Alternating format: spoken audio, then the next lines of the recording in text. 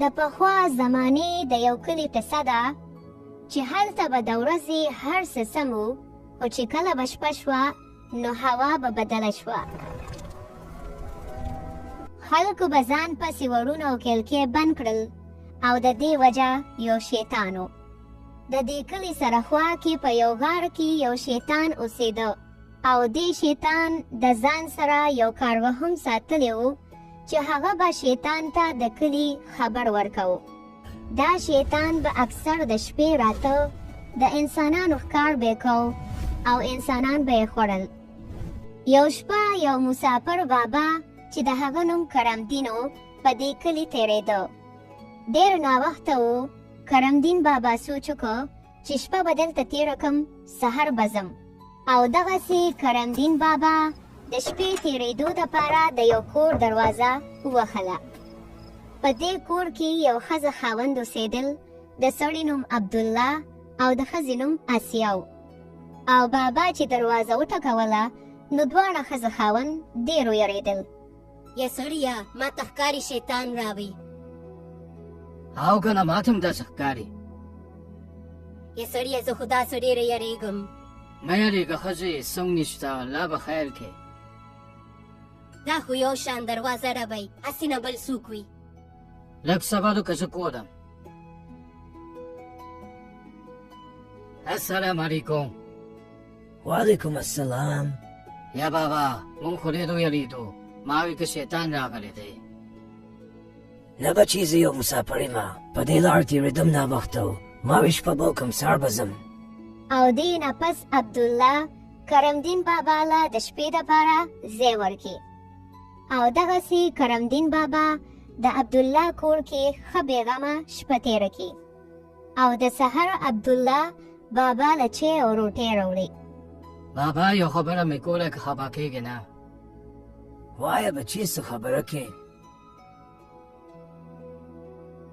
بابا مونږ چې دې کور کې اواز یو څوک سره نشته. که ستاسو کلی لرې وي خیر د یو څو شپې ساه شه بیا به ځې.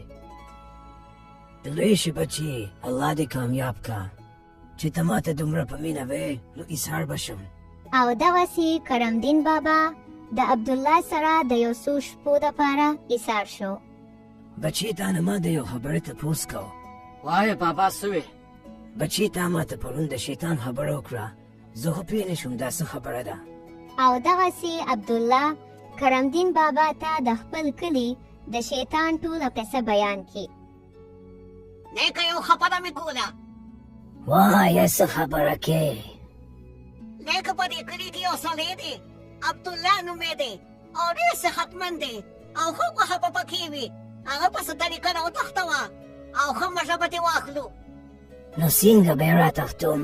هغوی خو ځان پسې ورونه او کلکې بند کړې وي. نیکه د عبدالله د ملګري په شکل کې ورشه او چې بهر لوځي نو ځان سره یې راوتښتوه. ها اوس دې راته صحیح طریقه وښوده، بس بېګاله به ورځم.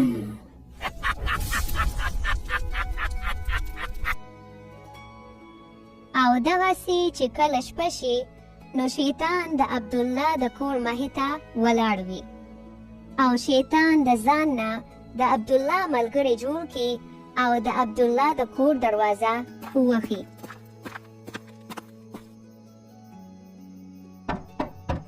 یا لکه عبدالله بهر روزه ستا ملګری اتلې ما.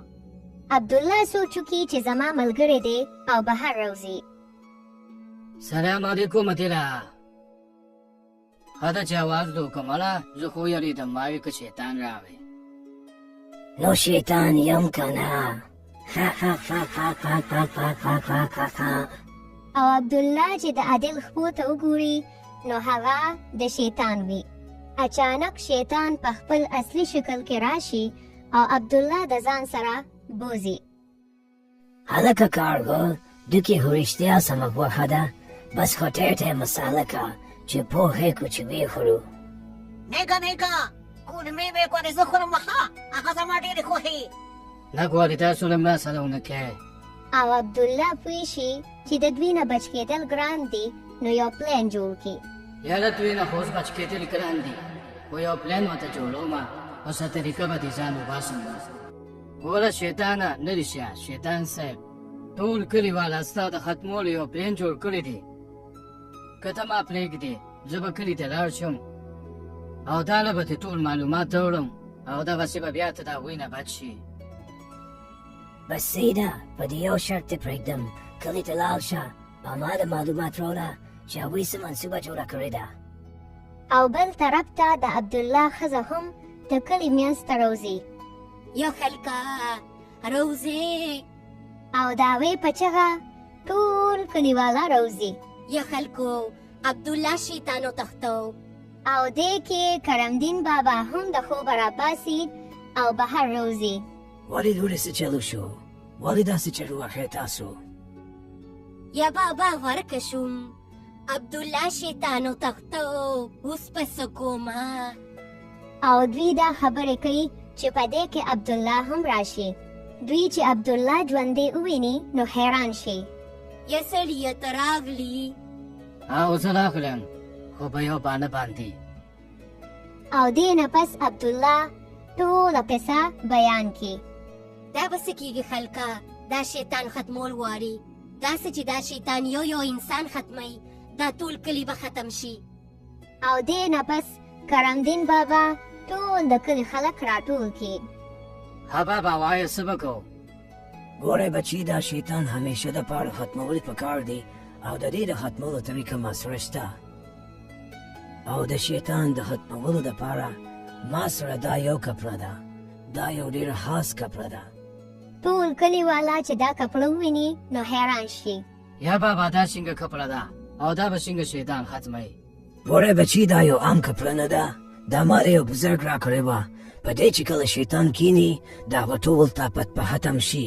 او هغه به د دې کپړې نه نشي پاڅېدی او دغسې به مونږ هغه ختم کړو او دغسې دوی ټول یو پلان جوړ کی او عبدالله په سبا باندې د شیطان ځای ته ورولېږي په غار کې شیطان او د هغه کارغه د عبدالله په انتظار ناست وي شیطان صاحب ټول معلومات مې درله راوړل وایه څه معلومات دي شیطان صاحب د کلي کې یو بابا راغلی دی هغه سره ستا د ختمولو علم په یو کتاب کې لیکلی دی هغه کتاب هغه سره دننه په کور کې پروت دی ته ورشه او هغه کتاب دې واخله او ښه وسوځوه نو ته به دې بچ شي او دغسې شیطان د ځان نه یو ګوډۍ جوړه کړي او د کلي طرف ته روانه شي بل خوا کرمدین بابا په یو کرسۍ هغه توره کپړه ایښې وي او د شیطان د راتلو انتظار کوي او لږ ساعت پس هغه بوډۍ کرمدین بابا له راشي څوک یې هورې